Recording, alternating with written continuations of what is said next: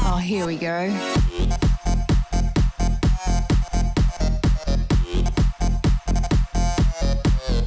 Tits.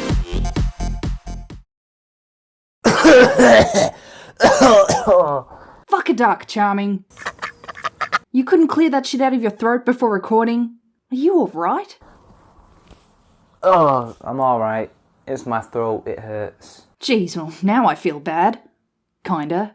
We have to make a video though, mate. Are you gonna be fine? I'll be fine. I'll do the intro. I promise, SugarTits. I can do it. I can talk all day. Well, alright then. Just don't let me down here, man. This is YouTube, you know. Gotta make this all professional looking. And shit. Go on, run the intro then. How's it going, everyone? It's your boy, Charming Man 93, here with a wonderful collaboration with my girl, SugarTits. Hello. And today we're going to be talking about a week-long story, but it's still very much relevant to the cultural zeitgeist. So I think you guys really ought to see this because, well, it's completely, utterly retarded. Fucking retarded. So retarded that you will be literally seething with rage by the end of this video. Such is the retardation, such is the veracity of the people in the story to let someone off with such a crime because of such bizarre retarded reasons. Retarded reasons as fuck. So, without further ado, SugarTits, are you ready? Ready, Sea-Dog 93. Well, let's get into this story. And today's story is Oxford student who stabbed a boyfriend could be spared jail because of her extraordinary talent. What the... Unless that talent is DVDA, send that bitch to jail. Ew, DVDA. Gross. Just look at her. Isn't that someone you wouldn't punch? Oh, sorry, was that sexist? I didn't know. Sorry, let me rephrase that. I'll rephrase that. Punch her in the minge. Isn't that someone who is totally sane? Isn't that someone who you totally go out on a date with and totally not fear for your life when you're around her? Is that a better SJWs? Is that better? Definitely less triggering. But I like the minge punching thing. An Oxford University student who stabbed her boyfriend could be spared jail after a judge said she had an extraordinary talent for medicine. And she looks hot as fuck in a nurse's outfit. No, seriously, what the hell is wrong with these people? Are you angry yet? Are you seething with rage that this woman has managed to get away with such a crime because she's apparently got potential to be a great surgeon? Well, I'm not getting a semi-hard on, that's for sure, Charming. That's for sure. Well, let's continue. Okay. Sorry. Lavinia Woodward, 24, who studied at Christ Church College, Oxford, stabbed her Cambridge-educated boyfriend in the leg on December 30th last year following a row. The pair had a drink and drug-fueled argument and Woodward punched and swiped at the victim with a bread knife. Again with the bread knife thing. What is it with bread knives lately? Like, here's a picture of Emo Onision being a certifiably gay love child of Edward Scissorhands and Freddy Krueger. And look, he's got a fucking bread knife. I thought it was funny as hell when I first saw this, but now I'm having second thoughts about the hilarity of using a bread knife to look intimidating. Actually no, Onion, you still look like a clown-faced dickhead. She then stabbed the man before hurling a laptop glass and a jam jar at him. So already we're beginning to see some excuses form here for the judge, aren't we? It was just drug-fueled, it was alcohol-fueled, it was an argument. And vagina.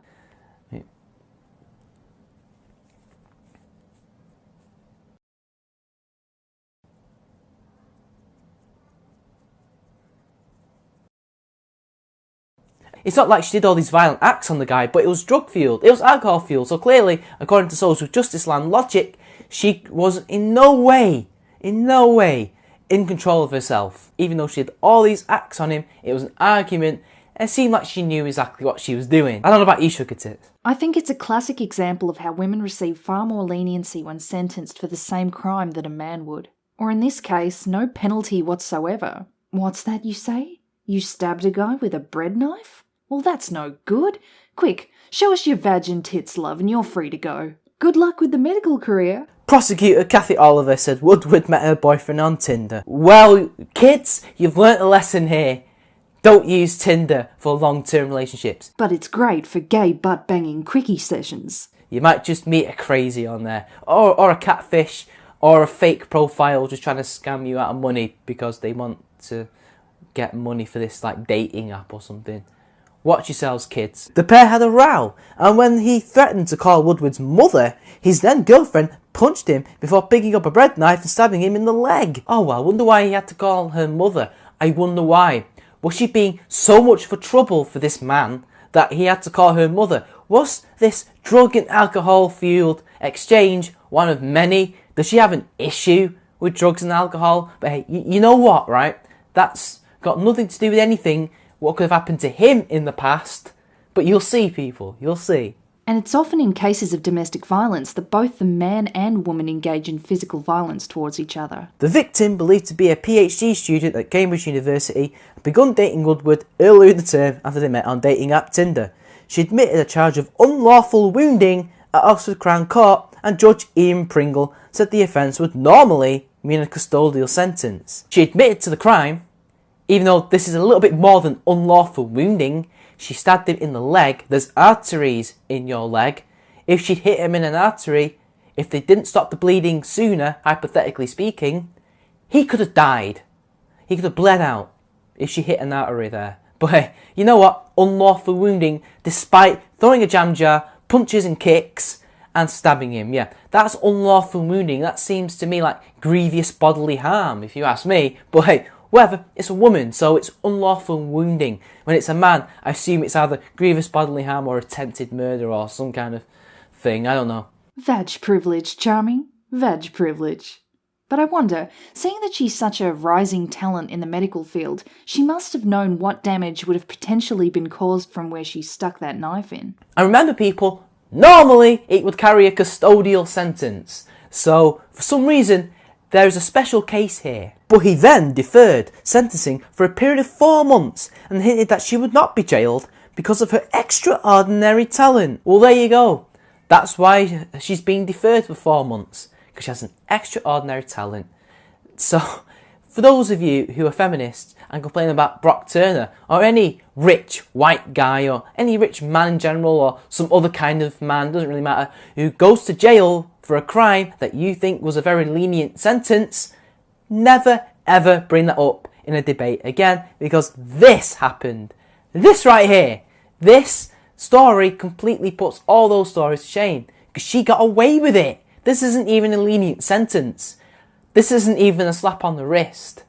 I gotta admit, it's pretty disturbing that she completely walked away from this with no punishment whatsoever. He said, "It seems to me that if this was a one-off, a complete one-off, to prevent this extraordinary able young lady from not following her long-held desire to enter the profession she wishes to, would be a sentence which would be too severe." Oh, you know, who wouldn't want a crazy, clearly psychopathic person to become their doctor? I mean, I, for one, would love this person who's going to be a surgeon cutting for the very first time. I mean, if I say something to her that's in any way provocative, whether I mean to or not, on a very bad, stressful day, I might end up with a stabbed leg or worse, but it's okay. She's got extraordinary talent, so the country would be remiss to refuse such an opportunity to her. And if she doesn't cut it with a surgical knife, she can still cut you a wicked slice of bread and make you a patriarchally oppressive sandwich. What you did will never, I know, leave you, but it was pretty awful, and normally it would attract a custodial sentence, whether it is immediate or suspended. So she doesn't even get a suspended sentence, or any kind of sentence. She's getting off scot-free. She can continue to go and date other men on Tinder and potentially hurt them.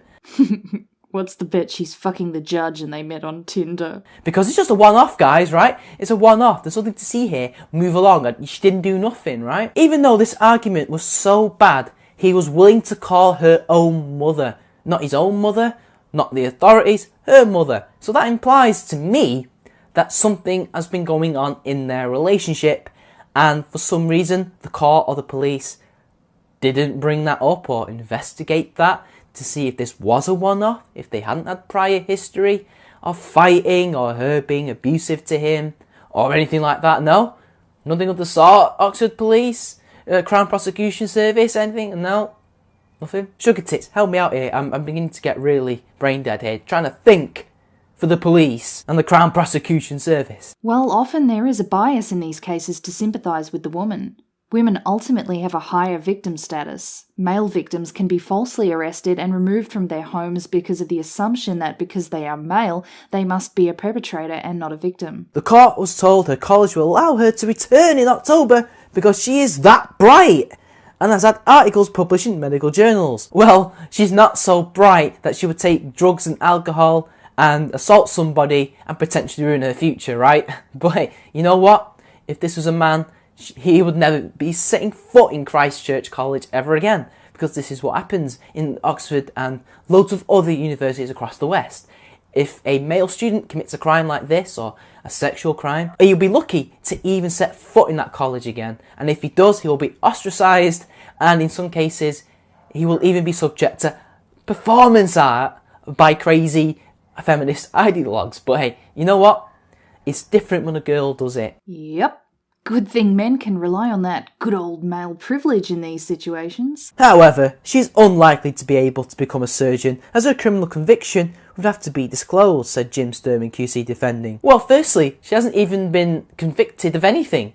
The judge is letting her go. She might have an arrest on her record, but as far as I'm aware, and what I can see from this article, she might as well get employed, because it seems like they're giving her a way to finish her PhD and get a job. Well, SugarTits, what the fuck? Yeah, you'd think that if she was indeed getting off with no sentence, that her record would remain untarnished. Therefore, only her reputation from the publicity of this case would interfere with her future career prospects. Woodward's name appears on articles published in the medical journals, including the Annals of Thoracic Surgery, Hypertension, and the Journal of Physiology. A source said that her ambition had been to cure heart disease, and added that she had come top of her year in the preclinical tests that all Oxford medical students take at the end of their third year. Oh, you know what? My heart weeps, and I'm so glad that she has appeared in journals. It's not like other students have had their names appear in journals because they do PhDs, and that's one of the things you have to do, right? But hey, you know, whatever, she's a special talent, top of the class, right? And that means it's okay for her to get off scot-free and potentially commit more crimes. But hey, it's alright. She's a woman. She's bright, don't you know? Wasn't Jack the Ripper a surgeon? Was that a thing? I'm probably just thinking of that movie From Hell with Johnny Depp. Ripper had a thing for dicing prosties too, didn't he? Can you imagine if Jack was around in modern days and also had access to Tinder? But I digress. According to her Facebook page, she attended Sir James Henderson British School of Milan, a £16,000 a year international school in the Italian city. She left the school in 2011 and began her degree at Oxford in the same year. And here is another aspect to the story, the wealth side of it. So not only does she have the pussy privilege, Pussy privilege. Lol. she has the wealth privilege too. And in Britain, to be honest, wealth privilege is probably one of the main reasons why people can probably get away with going to jail or getting lenient sentences, because they can hire the lawyers, they can hire the legal teams and have the sympathy of the judges, who will most likely be the same class as them. So they will be given a lot of leniency. We have a very structured class system here, and we have since, well, the beginning of our country, really. Really? Really. Well, even before 1707. So, yeah, that's another aspect of the story. I mean, a £16,000 school in Milan. Like, I could never dream of such a thing. I went to my local metropolitan, which is basically a polytechnic for poor people to learn skills. So, yeah. She had a very troubled life and had been abused by another former partner, her defence lawyer told the court. Woodward, who was present in court for the sentencing hearing, is currently believed to be on holiday in Barbados. She's set to return to the university for the next academic year. So deeply reflecting on her actions, showing great remorse while sipping cocktails, smoking blunts and chilling with Rihanna in Barbados. Oh, she was a victim of abuse in another relationship. Therefore, that should be used with the sentencing. That should be taken into account, even though she committed a crime. I don't know about you guys, but I feel that's irrelevant. Okay, so maybe I see more reason as to why she would react strongly in this case. But if you take away that victim status stuff, it still doesn't change the fact that she knifed the guy. After the case, Mr. Sturman said that Woodward had been making every effort to get her life back on track, and added, "She has been seeing a counsellor. This is not a soft option. This is a judge giving her a fair chance to prove herself." Oh, She's doing therapy. Yeah, therapy is not a soft punishment. She sits on a couch and talks about her feels for fuck's sake. And anyway, she's in Barbados right now. Probably getting her junk wet with some heavy Barbados dick. Some therapy. A fair chance to prove herself. Therapy. This is not a fair chance. This is somebody walking away from a crime she admitted to because the judge thinks that it's a one-off and she's bright. Literally, that's what it is. This is a perversion of justice. Woodward will be sentenced on September 25th. She was given a restraining order and told to stay drug-free and not to re-offend. A spokesman for Christchurch College said, "I'm afraid that Christchurch College does not comment on the circumstances of individual students. Unless they're men, then I'm sure you probably would."